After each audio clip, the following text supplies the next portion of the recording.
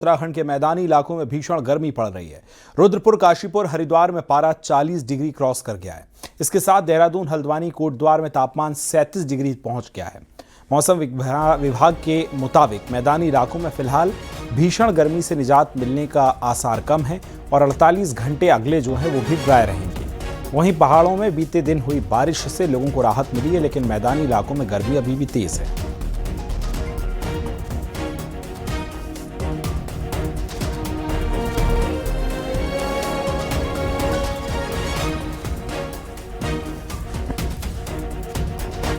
बढ़ती गर्मी के चलते मौसम विभाग ने देहरादून में हीट वेव का रेड अलर्ट जारी कर दिया है। वहीं देहरादून में भीषण गर्मी के प्रकोप को देखते हुए सोमवार को स्कूल बंद रहेंगे। सोमवार को क्लास 1 से लेकर 12वीं तक सरकारी और निजी स्कूलों में छुट्टी घोषित की गई है। वहीं आंगनबाड़ी केंद्रों को बंद रखने के लिए आदेश दिए गए हैं। बच्चों को लू का कहर, हीट स्ट्रोक और डिहाइड्रेशन से बचाने के लिए प्रशासन ने स्कूल बंद करने का फैसला लिया है।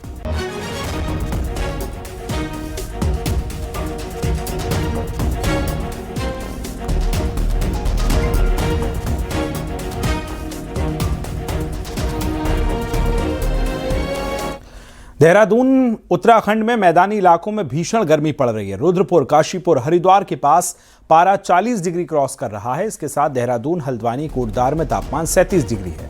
मौसम विभाग के मुताबिक मैदानी इलाकों में फिलहाल भीषण गर्मी से निजात मिलने के आसार कम हैं और अगले 48 घंटे में भी मौसम ड्राई रहेगा। पहाड़ों में बीते दिन हुई बारिश से लोगों को राहत मिली है, लेकिन मैदानी इलाकों में लोग गर्मी से बेहाल हैं।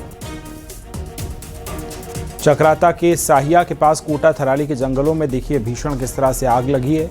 एक बार फिर धधक उठे हैं जंगल। वन दरोगा पूजा चौहान ने जानकारी देते हुए बताया कि शनिवार को देर रात आग पर कंट्रोल पा लिया गया था, लेकिन तेज हवाओं के चक्कर में फिर से आग बढ़ गई है। 2 तस्वीरों में आप देख रहे हैं।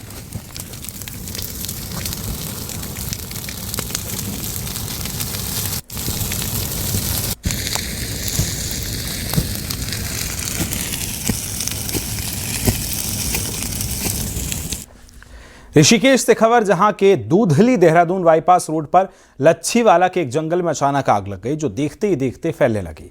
ग्रामीणों की सूचना पर वन विभाग की टीम भी मौके पर पहुंची और आग लगने के बाद फैले धुएं से वन विभाग की टीम को आग बुझाने में काफी मुश्किलों का सामना करना पड़ा। वन विभाग ने रोड गुजरने वाले लोगों को सावधानी बरतने की सलाह दी।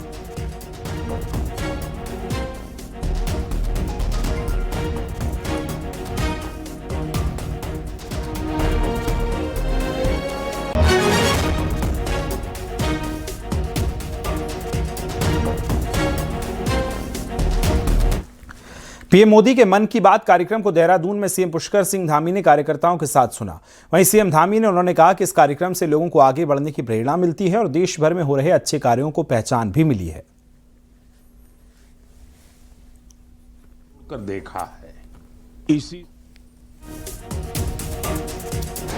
बहुत प्रोत्साहन करने वाला है और ऐसे लोगों को जो कर्मनिष्ठ लगातार अपनी साधना में लगे हैं, किसी काम में लगे हैं, लेकिन उनको कोई देख नहीं रहा है।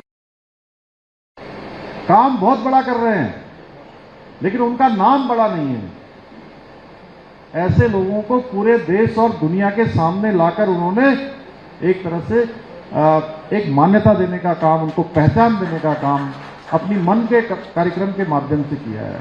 उन सबका प्रोत्साहन किया है और प्रोत्साहन ही नहीं, इसके साथ साथ अन्य लोगों को भी, जो लोग अनेक समाज के क्षेत्र में काम कर रहे हैं, अनेक छोटे छोटे स्थानों पर बड़े काम कर रहे हैं, ऐसे लोग जो समाज के अंतिम छोर में रहकर भी शानदार काम कर रहे हैं, उन सबके लिए बहुत बड़ी प्रेरणा है।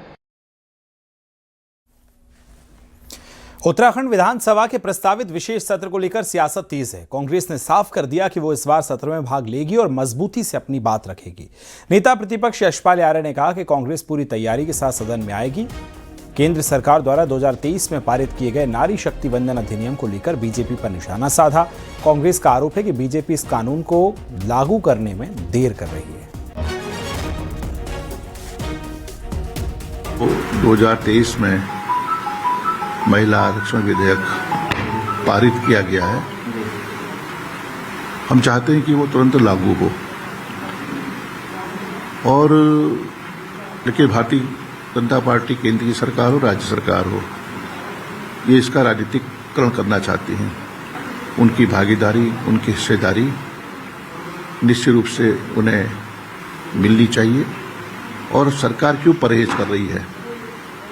जो 2023 का बिल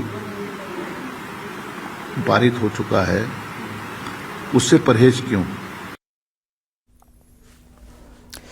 दिल्ली में आम आदमी पार्टी में हुई टूट के बाद अब बीजेपी का ऑपरेशन लोटस एक बार फिर चर्चाओं में है। इसका सीधा असर उत्तराखंड की सियासत पर दिख रहा है। अगले साल होने वाले विधानसभा चुनाव से पहले कांग्रेस को अपने विधायकों को लेकर चिंता सताने लगी है।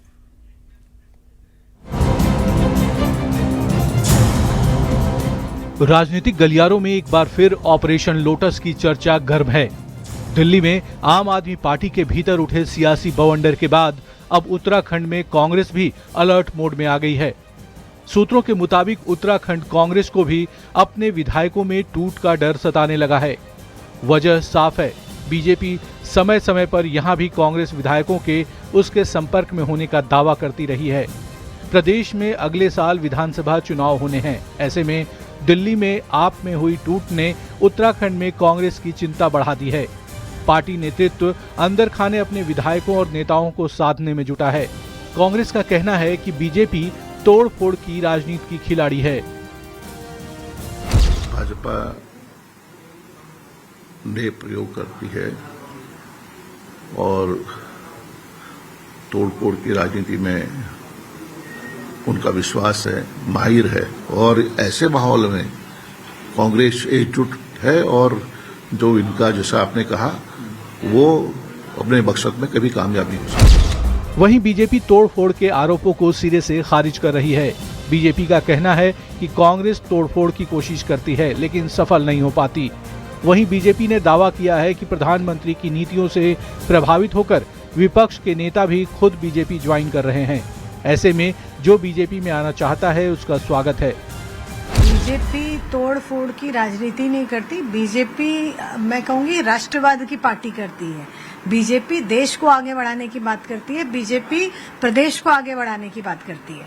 और आज दिल्ली में जब राघव चड्ढा और उनके साथ मिलकर और जो लोग बीजेपी में शामिल हुए हैं, राष्ट्रीय अध्यक्ष जी से मिले हैं, तो वो बीजेपी के कारण, वो मोदी जी के कार्य के कारण, भारतीय जनता पार्टी जिस प्रकार से लोगों का काम करती है और जनता में विश्वास, जनता का जो विश्वास है वो भारतीय जनता पार्टी में, इसके कारण आज लोग बीजेपी में शामिल होते हैं। बहरहाल चुनावी साल में उत्तराखंड की सियासत में पहले से हलचल तेज थी, लेकिन ऑपरेशन लोटस ने इसका वॉल्यूम और बढ़ा दिया है। कांग्रेस सतर्क है तो बीजेपी भी पलटवार की आशंका से अपने उन खास साथियों पर नजरें गड़ाए हुए है जो हाल के सालों में कांग्रेस छोड़ भाजपा में शामिल हुए थे। न्यूज़ 18 के लिए देहरादून से सुनील नौप्रभात की रिपोर्ट।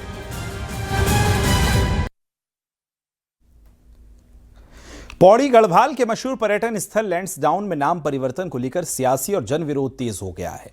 बीजेपी विधायक दिलीप रावत ने इस प्रस्ताव पर कड़ी आपत्ति जताई तो स्थानीय संगठनों ने 28 अप्रैल को सांकेतिक बाजार बंद, धरना प्रदर्शन और जुलूस निकालने का ऐलान किया। बताया जा रहा है कि लैंसडाउन का नाम बदलकर जसवंतगढ़ छावनी रखने का प्रस्ताव है। इधर जिसका विरोध हो गया है, वहीं सैनिक कल्याण मंत्री गणेश जोशी का कहना है कि नाम बदलने का प्रस्ताव रक्षा मंत्रालय का है। फिर भी यदि स्थानीय लोगों की आपत्ति है तो इस पर विचार किया जाएगा। पर्यटन नगरी लैंसडाउन का नाम बदलने का में हम सहमत नहीं हैं और ये जनभावना भी है, अधिकांश लोगों की जनभावना है कि लैंसडाउन इस समय पर्यटन का पर्याय बन चुका है और अंतर्राष्ट्रीय स्तर पर, राष्ट्रीय स्तर पर पर्यटकों को आकर्षित करने के लिए एक बहुत ही अच्छा नाम है और सभी लोग चाहते हैं कि एक लैंसडाउन जो ऐतिहासिक नाम है इसको न बदला जाए। आज पूरे देश के अंदर जो हमारे गुलामी के प्रतीक हैं, जिनके नाम पर सरकार के नाम रखे गए हैं, उनको बदलने की प्रक्रिया पूरे देश में चल रही है। उसके तहत उसके नाम का बढ़ाने का प्रस्ताव भी आया है।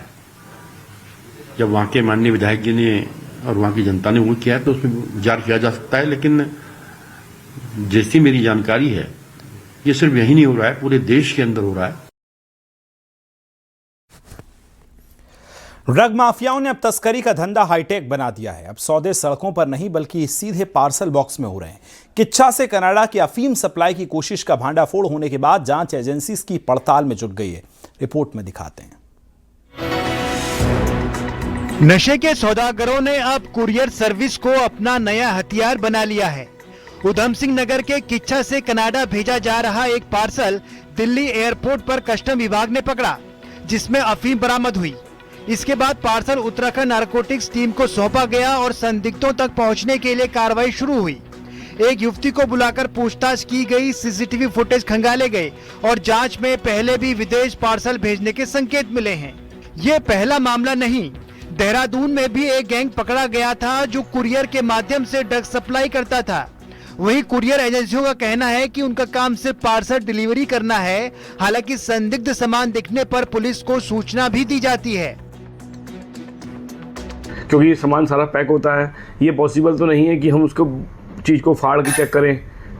तो जो बिल पे होता है हम उसको सत्य मान के उसकी सत्यता पर हम वो माल भेजते हैं। उसमें पार्टी का फ़ोन नंबर भी रहता है, पार्टी का आधार नंबर भी रहता है और ईवे बिल तो जब रहता ही रहता है।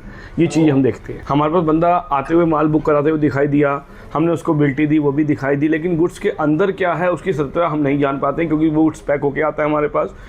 साफ है कि तस्करों ने लोकल से लेकर इंटरनेशनल रूट तक पूरा नेटवर्क खड़ा कर लिया है। छोटे पार्सल, फर्जी नाम पते, ऑनलाइन बुकिंग और डार्क वेब के सहारे ये कारोबार तेजी से फैल रहा है। इसी चुनौती से निपटने के लिए एसटीएफ और पुलिस ने एसओपी तैयार की है ताकि कुरियर एजेंसी के साथ मिलकर संदिग्ध पार्सलों पर नजर रखी जा सके। को देखते हुए जो हमारे पास अभी हम डेटा बना रहे हैं इसमें कि जो हमारे जो कुरियर की जो कंपनीज हैं जहाँ से हमारे पार्सल जाते हैं उनकी एक एसओपी उसमें रहे। एटलीस्ट वो कहीं सस्पिशन पाए जाने पर एक व्यक्ति द्वारा कहीं एक ही एड्रेस पर बार बार अगर कोई चीज़ भेजी जा रही है तो उसका कुछ सस्पिशन पे हमें भी सूचना दे, जिससे हम वेरीफाई कर सके कि कौन व्यक्ति क्या रेगुलर सामान भेज रहा है किसी एक ही एड्रेस पर। ड्रग्स तस्करी का चेहरा अब बदल चुका है। तस्कर अब बंदूक नहीं बारकोड इस्तेमाल कर रहे हैं और कुरियर काउंटर उनके नए ट्रांजिट पॉइंट बन चुके हैं। और अब पुलिस और इंटेलिजेंस के सामने इनका नया नेटवर्क तोड़ना बड़ी चुनौती है। न्यूज 18 के लिए उधम सिंह नगर से वेद प्रकाश के साथ देहरादून से सत्येंद्र बर्तवाल की रिपोर्ट। उधम सिंह नगर जिले में किच्छा पंतनगर सड़क के चौड़ीकरण का काम जारी है। वहीं सड़क चौड़ीकरण में बीच में आ रहे मंदिर को हटाया गया है। मंदिर की मूर्ति की पहले दूसरी जगह स्थापना मंदिर में की गई। उसके बाद 50 साल से अधिक पुराने मां काली मंदिर को हटाया गया। यह मंदिर पीडब्ल्यूडी की सड़क पर आ रहा था।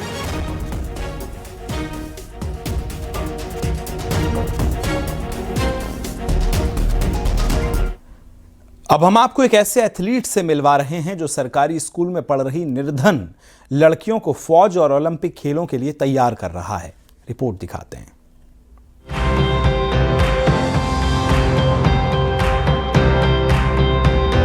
सपनों को अगर पंख मिल जाएं तो कोई राह मुश्किल नहीं होती। देहरादून की चांदनी और वैष्णवी समेत 40 लड़कियों का सपना भारतीय सेना में सेवा देने का है, तो कई लड़कियां ओलंपिक में मेडल लाना चाहती हैं। ऐसे ही लड़कियों को पिछले 7 महीने से हरेंद्र सिंह ट्रेनिंग दे रहे हैं। जीजीआईसी राजपुर के सरकारी स्कूल में हरेंद्र सिंह 40 लड़कियों को फौज के साथ खेल के मैदान में उतारने की तैयारी करा रहे हैं। और सबसे खास बात ये कि वो हरेंद्र ये सब निःशुल्क कर रहे हैं। इसके लिए लड़कियों की डाइट भी तय की गई है, जिसमें गुड़, चना से केला शामिल है। बच्चियों को स्ट्रिक्ट डाइट फॉलो करनी होती है, जिसके लिए स्कूल के टीचर्स भी मदद करते हैं। मैं चाहता हूँ 2036 में ओलंपिक में ज्यादा से ज्यादा मेडल लेकर आए और उत्तराखंड का नहीं भारत का प्रतिनिधित्व करे। एक फ्लैग के नीचे खेले, जब मेडल लेकर आए तो एक तिरंगे में जो लिपटा हुआ फ्लैग ऊपर रहता है और राष्ट्रीय गान बजता है, मैं वो धुन मेरे रोंगटे खड़े हो जाते हैं जब मैं उस चीज़ को देखता हूँ, क्योंकि मेरा खुद का हो रखा 2017 में केनिया के अंदर। तो मैं चाहता हूँ मैम कि मेरी जो बालिका है एक दिन देश का प्रतिनिधित्व करें। मतलब मोटो यही है कि एक बहुत अच्छा इनिशिएटिव है कि सर ने अपने आप को ऑफर किया कि मैं निःशुल्क इन बच्चों को कोचिंग करना चाहता हूं। तो बिल्कुल हामी भरी है हमने कि हमारे जो जिस बैकग्राउंड से बच्चे आते हैं कि उनकी उम्मीदें तो बड़ी बड़ी होती हैं, लेकिन उनको धरातल पे उतारने के लिए कोई ना कोई गाइड ऐसा चाहिए जो उनमें जोश भर दे। ट्रेनिंग में शामिल हुई कई लड़कियां कबड्डी, बैडमिंटन में मेडल लाना चाहती हैं, जबकि कुछ ऐसी हैं जो फौज में जाना चाहती हैं। मैं उत्तराखंड से हूँ और मैंने ये सोचा है आगे के लिए कि मेरे को इंडिया को रिप्रेजेंट करना है और 2036 में ओलंपिक है, उसमें हम लोगों को पार्टिसिपेट करना है। मैं उत्तराखंड से हूँ और मैंने आगे सोचा कि मैं इंडिया के लिए गोल्ड मेडल लेकर आऊँ। किस फील्ड में, किस में? स्पोर्ट्स? बैडमिंटन में। यहाँ पर सारी एक्टिविटी होती है, रनिंग से पहले भी एक्टिविटी होती है, उसके बाद हम रनिंग करके आते हैं, रनिंग के बाद भी एक्टिविटी होती है, फिर उसके बाद हमें रस्सी पे चढ़ाया जाता है, उसके बाद हम गेम खेलते हैं और फिर बहरहाल लड़कियों पर मेहनत अलग अलग लेवल पर रंग ला रही है, जिसकी कहानी ये मेडल खुद बयां कर रहे हैं। संसाधनों का अभाव अभी भले ही हो, लेकिन लड़कियों के सपने काफी बड़े हैं। न्यूज़ 18 के लिए देहरादून से भारती सकलानी उनियाल की रिपोर्ट।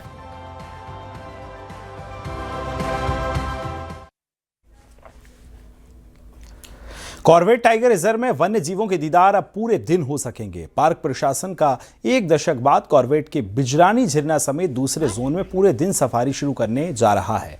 टाइगर कंजर्वेशन फाउंडेशन की फॉर CTR की बैठक में फुल डे सफारी के प्रस्ताव को हरी झंडी दे दी गई है। हमारे द्वारा इसमें एक और नया इनिशिएटिव लिया जा रहा है, जिसमें कि हम उसको फुल डे सफारी कहेंगे। इसका मतलब ये होगा कि वो सुबह जब पहली पारी की एंट्री होती है तब वो पार्क के अंदर जा सकते हैं। जब पहली पारी का टाइमिंग की बंद होती है तो उस समय उनको जंगल से बाहर नहीं आना होगा। जंगल के अंदर जो हमारे कुछ डेजिग्नेटेड स्पॉट्स हैं, जैसे कि हमारे रेस्ट हाउस हो गए, हमारे कोई चौकी हो गया, इनमें वो अपना दिन का टाइम जो होगा वहाँ पर रह पाएंगे। देखिए, जो कॉर्बेट नेशनल पार्क है इसमें पहले फुल डे सफारी होती थी, बीच में किन्हीं कारणों से इसको बंद कर दिया गया था कॉर्बेट प्रशासन द्वारा। अब दोबारा से रिक्वेस्ट की गई, काफ़ी लोगों के इसमें रिक्वेस्ट रही, तो अब एडमिनिस्ट्रेशन द्वारा इसको निर्णय को लिया गया है कि फुल डे सफारी होगी। मैदान में पारा चढ़ने के साथ ही पर्यटक पहाड़ों की तरफ रुख कर रहे हैं। जागेश्वर धाम में भारी संख्या में श्रद्धालु आकर देवदार के जंगल की ठंडी हवा ले रहे हैं और भगवान शिव के दर्शन पूजन भी कर रहे हैं।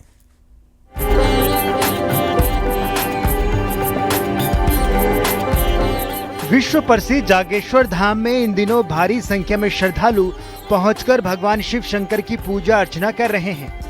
मैदान में गर्मी होने के साथ ही लोग तेजी से पहाड़ों का रुख कर रहे हैं, जिसमें पर्यटन को बढ़ावा मिलता है और स्थानीय लोगों को रोजगार। अर्चना करने आए बाबा जागेश्वर धाम के और बहुत ही बढ़िया लगा और यहाँ पे इतनी मन की शांति मिली कि जो कि मिलनी बड़ी मुश्किल है। भगवान के दर्शन सच्चे दर्शन है और जिसको जितनी भक्ति भाव से किया जाए उससे बड़े दर्शन यहाँ मिल नहीं सकते। जागेश्वर धाम में श्रद्धालु भगवान शंकर की पूजा के दर्शन के साथ ही कई प्रकार की विशेष पूजा अर्चना भी करते हैं। इनमें संतान प्राप्ति, कष्ट निवारण के लिए जप और अन्य प्रकार की पूजाएं होती हैं। मौसम बहुत सुंदर मौसम है, सुबह शाम काफी ठंड है तो काफी लोग बढ़ रहे हैं। बहुत सारी संख्या में यहाँ पर श्रद्धालु लोग भगवान जागेश्वर महाराज जी के दर्शन के लिए, पूजन के लिए आ रहे हैं और यहाँ पर बहुत अच्छा माहौल है, आप आ सकते हैं। पीएम मोदी के जागेश्वर आने के बाद देश भर के श्रद्धालुओं की संख्या में तेजी से बढ़ोतरी हुई है। गर्मियों में तो जागेश्वर में सुबह से लेकर शाम की आरती तक पूरे दिन भर श्रद्धालुओं का तांता लगा रहता है। पर्यटकों के बढ़ने के साथ ही पहाड़ में स्वरोजगार भी बढ़ रहा है। न्यूज़ 18 के लिए अल्मोड़ा से किशन जोशी की रिपोर्ट।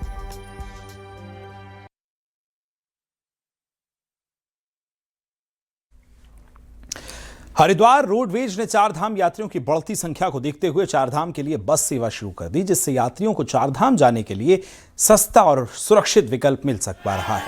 हरिद्वार रोडवेज ने रोजाना 8 से 10 बसें बद्रीनाथ, सोनप्रयाग और गंगोत्री के लिए चलाई हैं, जिसका फायदा सीधे तौर पर चारधाम यात्रियों को मिल रहा है। ऐसे में जो लोग प्राइवेट टैक्सी और अन्य वाहनों का खर्चा नहीं उठा सकते, वो लोग इन बसों के जरिए काफी संतुष्ट हैं। तो चारधाम स्टार्ट होने के बाद हमारे द्वारा अपनी सर्विसों को बढ़ाया गया है, जो कि यात्रियों की संख्या के अनुरूप बढ़ाई गई है। यदि यात्री और उपलब्ध होते हैं तो इन्हें और अधिकतम बढ़ाया जाएगा। पूर्व में सिर्फ एक सेवा जो यहाँ से नियमित रूप से गंगोत्री में चलती थी, इसके अलावा अब 7 से 8 बसें प्रतिदिन बढ़ा दी गई है यात्रियों की संख्या को देखते हुए। यदि यात्रियों की संख्या और बढ़ती है तो ये संख्या 20 तक 25 तक भी ले जाई जा सकती है। ये कि पहली बात सेफ्टी पर्पज़ है और दूसरी प्राइवेट टैक्सी वगैरह बहुत महंगी पड़ रही हैं और ये गवर्नमेंट की सेवाएं हैं, इसीलिए हमारा बजट भी कम है अभी थोड़ा, क्योंकि अभी हम स्टूडेंट ही हैं, तो इसीलिए हम सोचे बस पहली बार ये बस अच्छी जगह छोड़ेंगे भी, वो कहाँ छोड़ देंगे कहाँ नहीं छोड़ देंगे हमको क्या पता। चारधाम यात्रा पर आने वाले तीर्थयात्रियों को यात्रा स्टेशन ऑफिस ऋषिकेश से हेल्थ एडवाइजरी भी दी जा रही है, जिसमें यात्रा शुरू करने से पहले यात्री क्या करें इसकी जानकारी दी जा रही है। साथ ही यात्रियों को हेल्थ चेकअप से संबंधित सभी जानकारी, दवाएं, इमरजेंसी सेवाओं की जानकारी भी दी जा रही है। सरकार की व्यवस्था को लेकर चारधाम यात्री खुश हैं और यात्रा को लेकर पूरा उत्साह भी नजर आ रहा है।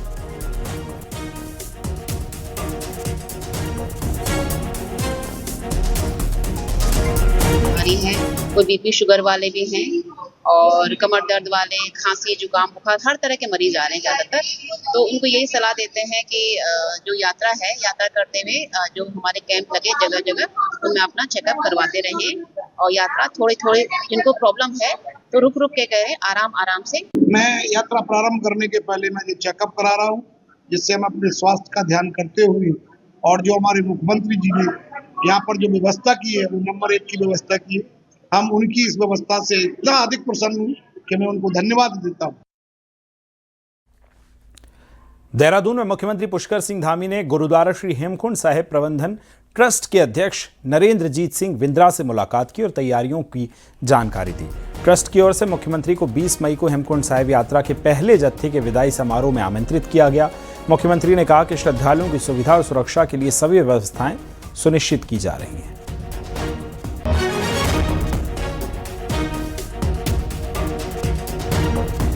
चारधाम यात्रा को लेकर सोशल मीडिया पर भ्रामक पोस्ट और पुराने वीडियो वायरल करने वालों पर पुलिस ने शिकंजा कस दिया है। फर्जी दावों, नेगेटिव नैरेटिव और अफवाह फैलाने वाली पोस्ट पर अब सोशल मीडिया टीम नजर रखे है, जिसके लिए देहरादून की एक टीम 24 घंटे सोशल मीडिया मॉनिटरिंग कर रही है। पुलिस के मुताबिक अब तक प्रदेश के अलग अलग जिलों में ये गलत वीडियो या भ्रामक पोस्ट शेयर करने वाले लोगों के खिलाफ मुकदमे दर्ज किए गए हैं। इसको देखते हुए एक राज्य स्तरीय जो है हमारी सोशल मीडिया मॉनिटरिंग टीम बनी हुई है, जो खासकर चारधाम यात्रा या आगामी कांवड़ यात्रा और जो कुंभ यात्रा है, सब पे मॉनिटरिंग रखेगी, जिसमें विभिन्न विभागों से भी जो हमारी विंग्स हैं उसके टेक्निकल एक्सपर्ट्स भी लगातार मॉनिटरिंग करते हैं। और ऐसी कोई पोस्ट जो लगता है कि कहीं ना कहीं धार्मिक भावनाओं को भड़काने के लिए है या गलत तथ्यों के आधार पर देवभूमि की जो गरिमा है उसको कहीं ठेस पहुंचाने के लिए है, या कहीं कि देखा गया कभी कभी राजनीतिक रूप से या अन्य रूप से उसको कहीं गलत तोड़ मरोड़ कर प्रस्तुत किया जाता है, जो फैक्ट्स उसमें नहीं होते हैं। तो अगर कोई चीज़ फैक्चुअल नहीं है और किसी अन्य उद्देश्य से इसको नेगेटिव उद्देश्य से प्रसारित किया जा रहा है तो उसको हम टेक डाउन भी करते हैं।